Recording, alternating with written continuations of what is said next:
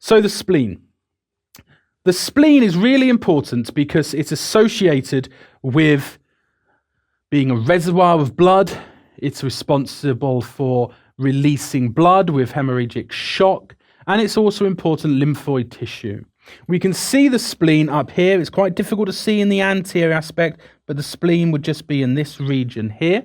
It's positioned against ribs 9, 10, and 11. So we can see rib 12, 11, rib 12, 11, 10, 9. So they're the ribs that the spleen sits against, which means that if these ribs were to be fractured, then they could actually penetrate the spleen. It's the largest lymphatic organ, so that's its main function, and it's intraperitoneal. It's suspended via two peritoneal ligaments, the splenorenal and the gastrosplenic. It forms the left boundary, as we're aware, of the omental bursa.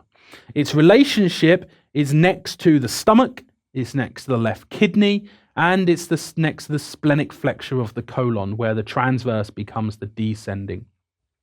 It also filters blood, acts as a reservoir, as I mentioned, and essentially it acts as a large lymph node.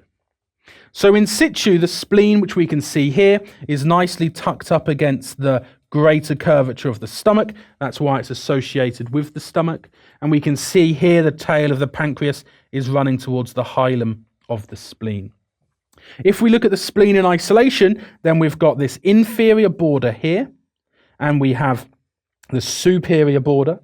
We can see that it has various impressions. So this impression inferiorly here is where the kidney will be located.